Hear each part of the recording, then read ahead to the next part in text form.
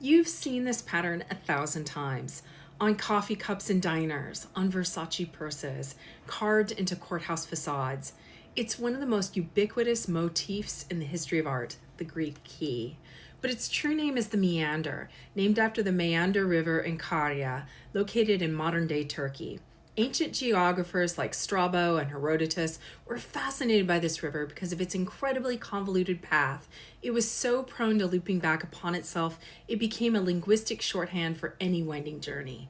It was a physical expression of apeiron, the infinite, the boundless.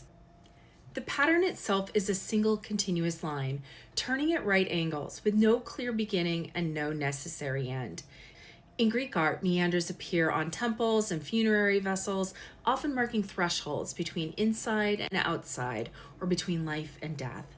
They were also thought to be protective. The ancients thought evil traveled in straight lines and sharp turns confused malevolent spirits. The Romans loved it and spread it everywhere. Mosaics from Britain to North Africa are still edged with Greek keys.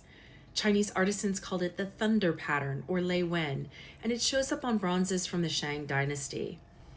Mayan temples feature nearly identical designs. Native American pottery, African textiles, Celtic metalwork, they all developed their own versions independently.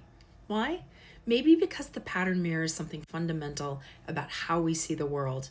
Or maybe traveling merchants carried the design along silk roads and trade routes. I became fascinated with the pattern when I was looking for a literal key to a puzzle in my novel, The Happiness Collector.